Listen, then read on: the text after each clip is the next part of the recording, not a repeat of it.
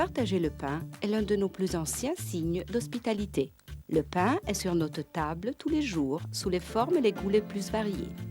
Le pain, à lui seul, c'est un petit miracle de culture, de technique, de savoir-faire. Bref, un petit morceau de civilisation sur notre table.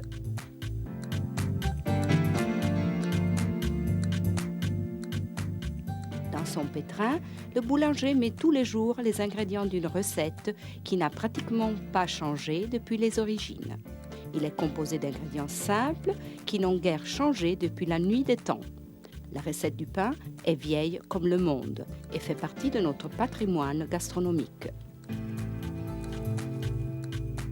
Ainsi, dans cette étape de saveur d'ici et d'antan, nous allons saisir les vertus et les secrets du roi de notre table avec l'aide de Gianfranco et Laura. Depuis 1994, fondateurs de la Biopanetteria, leur entreprise familiale qui propose du pain rigoureusement élaboré au levain naturel et issu de céréales provenant de cultures biologiques.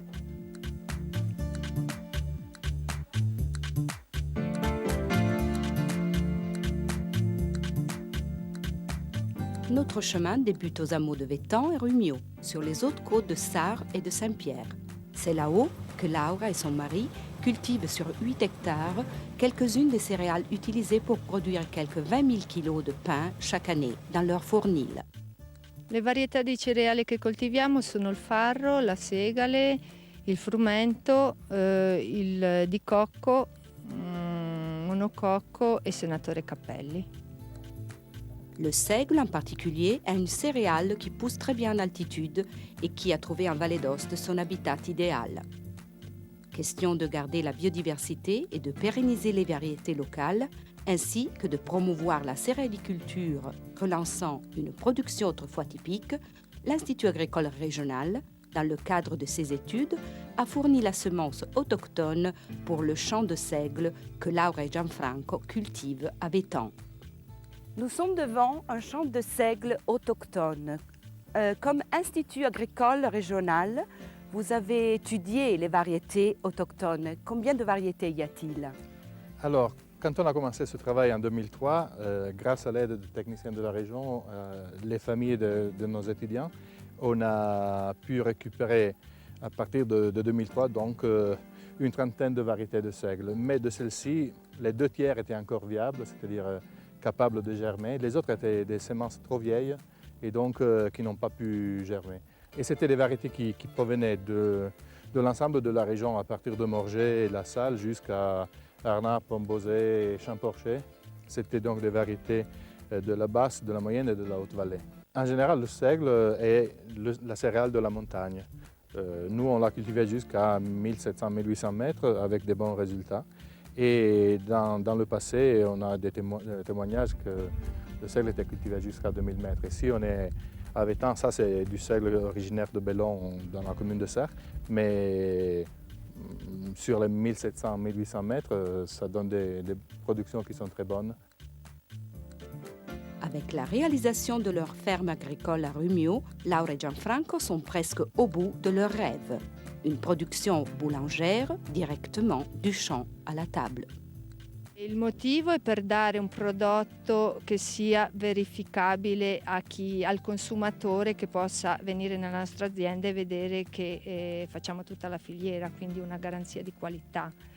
Per cui anche se a fatica abbiamo scelto di coltivare il cereale in Val d'Aosta, nonostante sia difficoltoso, renda meno, però abbiamo questo obiettivo di avere tutta la filiera e quindi un prodotto a chilometro zero. Il nostro sogno nel cassetto è quello di realizzare una biopanetteria a tutto tondo, quindi sia nella costruzione degli edifici e sia nella produzione di materia prima, quindi è quello che siamo quasi riusciti a concludere, insomma. Un rêve qui se traduit dans la construction d'une ferme écologique s'inspirant au principe de la bioarchitecture et à la réduction des besoins énergétiques. Nella scelta di tutti i materiali per la realizzazione di tutto il complesso si è optato esclusivamente per materiali naturali. È stata fatta appunto la scelta di escludere all'interno del cantiere materiali derivanti da sintesi o da prodotti petroliferi, e di conseguenza gli isolamenti, i materiali utilizzati per la costruzione, per i portaintonaci, per gli intonaci, qualsiasi materiale è entrato in questo cantiere è naturale. Di conseguenza i principi della bioedilizia in questo caso direi che sono ampiamente rispettati. Dal punto di vista energetico, il fatto di usare forti isolamenti come spessori, perché stiamo lavorando con spessori variabili tra i 24 e i 30 cm di isolante per l'abitazione e un po' meno per il laboratorio, ci permette di avere dei fabbisogni bassi e di conseguenza il calore viene prodotto da una pompa di calore ad aria alimentata da un campo fotovoltaico che venderà l'energia in eccesso alla rete e la valorizzerà. Per la prima volta, penso, secondo quanto ci diceva il costruttore del forno, utilizzato un recuperatore di calore sulla volta del forno, perché pare che ci sia la disponibilità, secondo i calcoli, di circa 50 gradi al di fuori del mantello del forno. Allora noi recuperiamo questo calore, lo mandiamo a un accumulo inerziale all'interno del laboratorio che poi serve praticamente tutti gli stabili, quindi l'abitazione di pertinenza e il laboratorio e il deposito.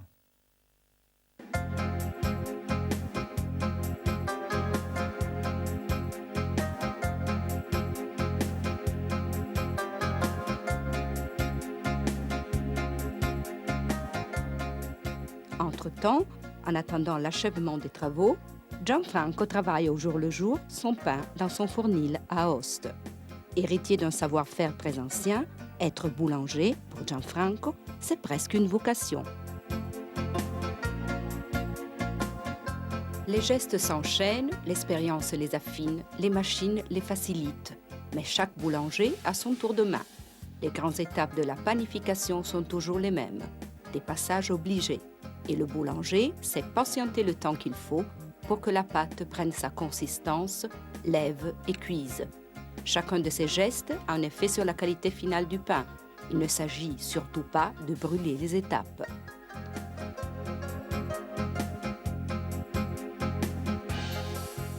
Le pétrissage, c'est le moment décisif. Le boulanger mélange tous les ingrédients de la pâte. Le gluten contenu dans la farine fixe l'eau versée dans le pétrin. La pâte devient élastique et emprisonne l'air. Le pétrin mécanique facilite cette étape. Noi cerchiamo di non scaldare troppo la pasta, quindi di lavorarlo prevalentemente a una velocità lenta l'impasto, non ossigenare troppo la pasta. Solo alla fine si dà un minutino in seconda velocità per amalgamare meglio l'impasto, perché la macchina lo tiri su, perché facciamo degli impasti molto morbidi, molto idratati, perché sempre per un discorso di lievitazione. Con il lievito naturale il pane viene meglio, cresce meglio, con degli impasti che abbiano un alto tasso di idratazione. Bisogna sempre chiaramente capire la farina che si lavora, quindi non esagerare chiaramente per non avere degli impasti collosi.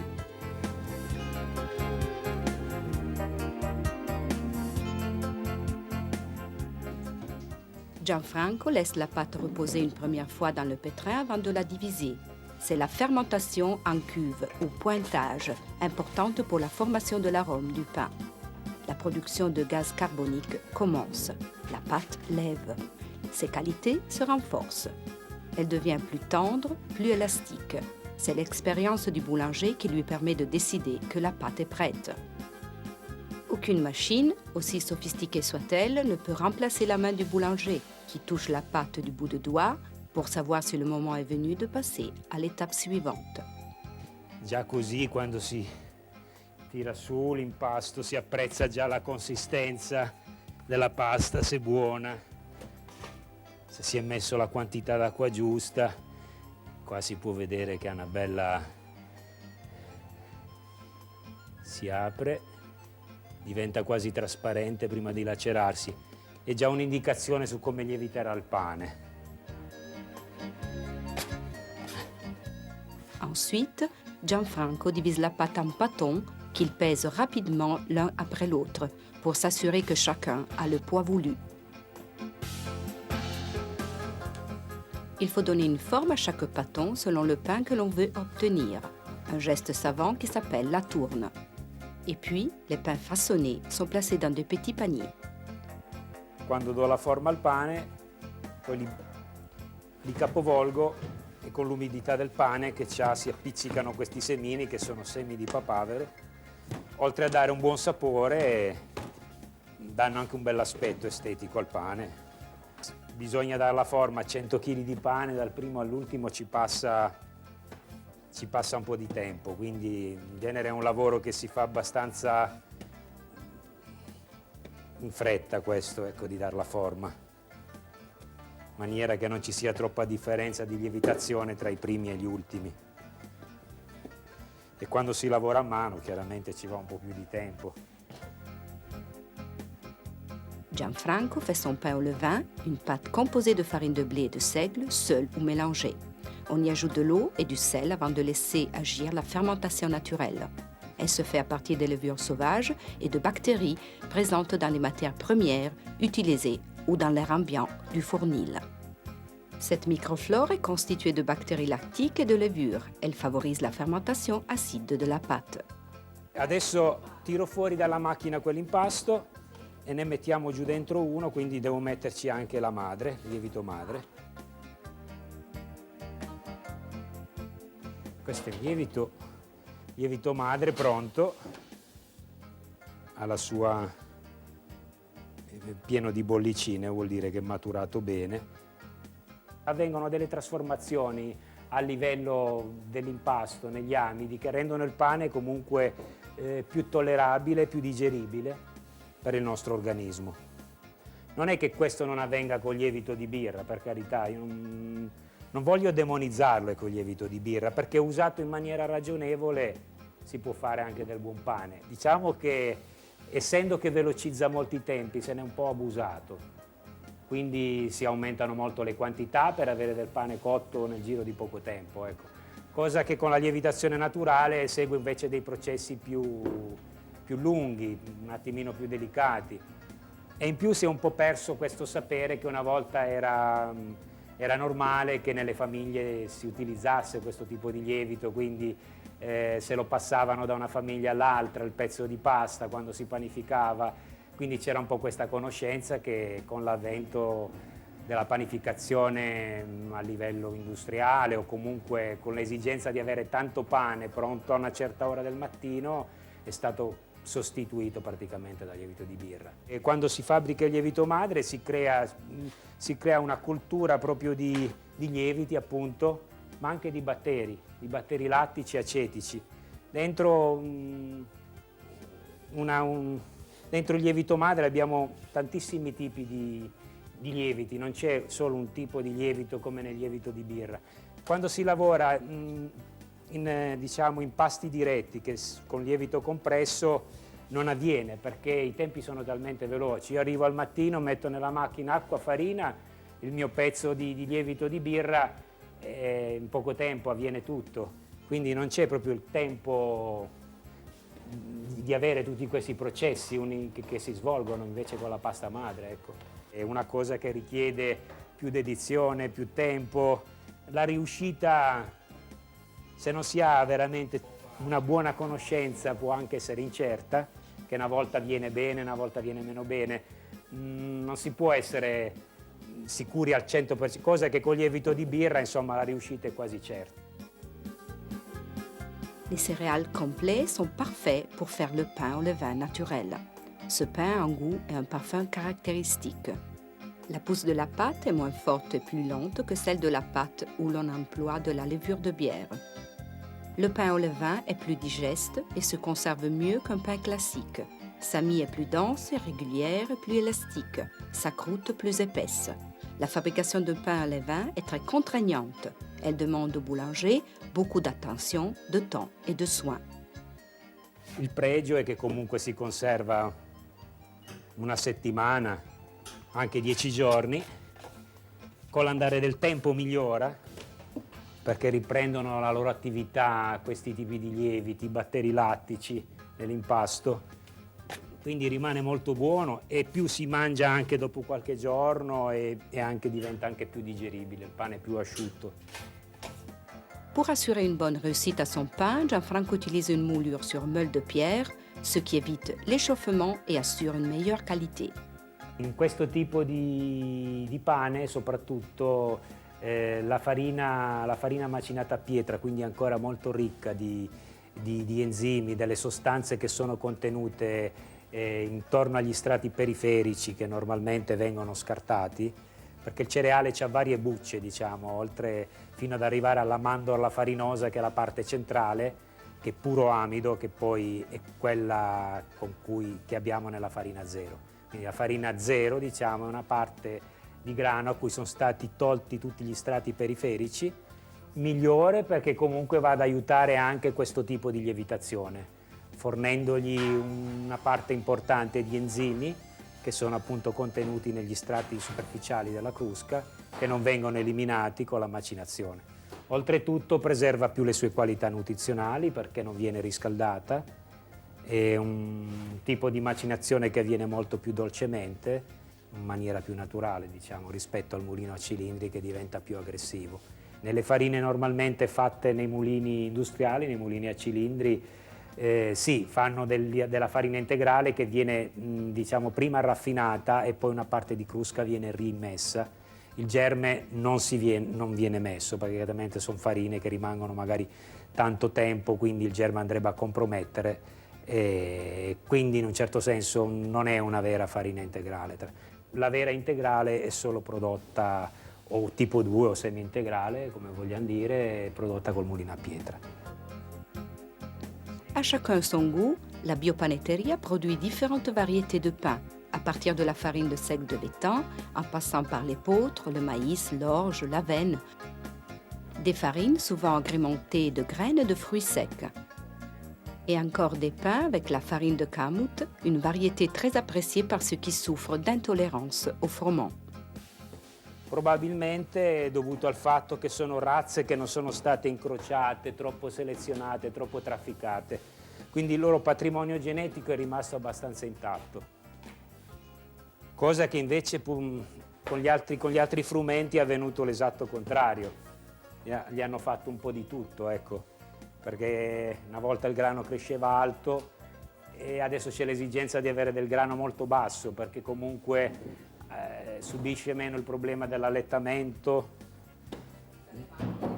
Sì, e produce meno paglia, perché una volta la paglia la utilizzavano molto, la paglia di cereali, adesso sarebbe solo un fastidio in più, quindi si preferiscono queste taglie. Il grano kamut è un grano duro comunque, è un grano duro, ha un chicco molto grande e sembra che comunque sia apparentato con tante vecchie varietà di grani duri che comunque coltivano tuttora in Italia, che hanno altri nomi. In Italia comunque abbiamo delle specie, delle vecchie varietà che hanno le stesse caratteristiche del kamut, che noi utilizziamo anche per fare il pane. Per esempio c'è un grano che viene originario del centro-sud Italia, un grano duro, si chiama Senatore Cappelli. Tantissima gente che l'ha mangiato, che può mangiare solo il kamut, lo tollera benissimo. Noi dobbiamo pensare che i cereali selvatici contengono una percentuale di glutine, che è la proteina più importante nella frazione complessiva del grano. Dicevo, contengono poco o nulla glutine, i cereali selvatici. Ecco, il frumento che arriva sulle nostre tavole, che è stato diversificato con le ibridazioni e una serie di interventi tecnologici recenti, arriva a contenere fino al 50% di glutine nella sua frazione proteica e anche oltre. È una quantità davvero molto rilevante. In 50 anni una variazione così importante nelle qualità dell'alimento è un tempo estremamente breve per la nostra capacità di adattamento biologico, quindi forse non stupisce, non dovrebbe stupire più di tanto questo dilagare di intolleranza al frumento. Certo, va detto, una caratteristica intrinseca del glutine è quello che somiglia, ahimè, ad alcuni patogeni che arrivano nel nostro intestino e quindi sembra che si scateni questo meccanismo in alcuni soggetti predisposti, per cui vengono prodotti degli anticorpi contro una proteina che viene considerata un nemico ed ecco lì che arriva l'intolleranza. C'è anche la sovraesposizione a quest'altro alimento, al lievito, che è molto presente nella nostra alimentazione, forse troppo. Entre-temps, le four a chauffé. Sa température s'élève à 250 degrés. Avant d'y enfourner les pâtons, le boulanger l'humidifie en y injectant de la vapeur. Le pain cuira sans se dessécher et la croûte se formera fine e dorée. Quando il forno è a temperatura, che è ben caldo, il pane cuoce a calore decrescente, quindi non viene più scaldato. Praticamente parte da 250 gradi, poi la temperatura scende un po' il discorso che si fa col forno a legna. L'umidità fa sviluppare meglio il pane, fa sì che la crosta diventi più brillante e non rimanga pallida. Poi a metà cottura si fa evacuare il vapore, si aprono le valvole così il vapore va via e il pane si può asciugare.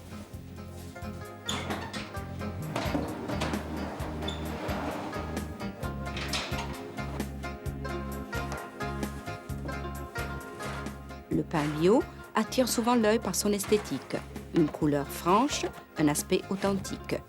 Mais bien au-delà de la forme, le pain bio va aussi plus loin dans ses apports nutritionnels et la qualité de ses ingrédients. Car le pain est indispensable à notre équilibre alimentaire. Dès le petit déjeuner, il nous apporte une énergie durable, mais aussi des fibres, des vitamines, des minéraux et des oligoéléments. I cereali effettivamente dovrebbero essere una parte fondamentale della nostra alimentazione. Non dimentichiamo che il cereale è un alimento a tutti gli effetti completo, attribuzione che viene data a volte non del tutto a proposito su altri alimenti. Nel cereale abbiamo una parte di carboidrati fondamentali, ma abbiamo anche una porzione proteica che in alcuni cereali è anche importante, andiamo al 12, anche al 14%, e poi abbiamo vitamine fondamentali per l'equilibrio del nostro organismo, sali minerali. I cereali effettivamente sono un dono straordinario che la natura ha fatto all'essere umano. Il consumo di solo frumento, che è il cereale largamente dominante nella nostra alimentazione, è limitativo. In realtà ogni cereale ha delle virtù specifiche. Ci sono cereali rinfrescanti, ci sono cereali che riscaldano, ci sono cereali che hanno un'azione molto importante per favorire l'assorbimento delle sostanze nutrienti. Posso pensare per esempio all'orzo. Potremmo dire addirittura che c'è un cereale valido per ogni giorno della settimana. Riscoprire il cereale integrale significa innanzitutto ritrovare un buon rapporto con i carboidrati. Ci sono tutta una serie di sostanze nel cereale integrale molto importanti per la nostra salute, quindi che hanno un'azione di stimolo delle difese immunitarie, di miglioramento del transito intestinale, di modulazione dell'assorbimento di alcuni nutrienti. Ecco, quindi secondo me questo è un aspetto fondamentale. Poi ricordiamo, un integrale fatto bene è buono. Provare per credere. Après avoir saisi les petits secrets du boulanger, alchimiste de notre gourmandise quotidienne, et juste avant de conclure notre chemin agroalimentaire, nous avons recueilli quelques propos de Claude Aubert, illustre pionnier français de l'agriculture bio et fondateur de l'association Terre Vivante à côté de Grenoble. Largement connu en France par ses livres et sur les céréales et la cuisine, Aubert, c'est l'un des spécialistes les plus qualifiés pour restituer au bio une dimension autre que la vision individualiste et étriquée qui s'affirme avec la mode. Et si vous pouvez donner des conseils pratiques, disons, à nos consommateurs, qu'est-ce que vous conseillerez pour améliorer, disons, l'état de notre assiette et de notre santé, évidemment? D'une part, d'acheter le plus possible d'aliments bio et surtout ceux qui sont le plus traités, comme les fruits et légumes. Hein. Ensuite, de diminuer la consommation, en particulier de viande rouge. Ça, il faut vraiment commencer par la viande rouge, hein, qui est à la fois la plus mauvaise sur le plan environnemental et pour la santé, mais globalement de tous les produits animaux, et puis augmenter, redécouvrir. Alors en Italie, on a moins perdu cette tradition de manger des céréales avec les pâtes, mais par exemple les légumineuses, les légumes secs, qui a été toujours une base de l'alimentation, qui sont des aliments extraordinaires sur le plan de la santé, sur le plan écologique, de les redécouvrir et de leur redonner une plus grande place dans notre assiette. La qualité de ce qu'on trouve dans son assiette, c'est le résultat d'une chaîne. Cette chaîne, elle commence chez l'agriculteur, et la manière dont il produit, avec ou sans produits chimiques, etc. Après, la transformation, on consomme de moins en moins de produits frais, nature, et de plus en plus de produits transformés, les plats cuisinés, etc. Et puis le transport. Donc il faut que tous les maillons de la chaîne soient solides. Donc si vous mangez bio et que ça vient par avion de l'autre bout de la planète, ça n'a aucun sens, si vous voulez. Donc voilà, il faut regarder tous les maillons de la chaîne.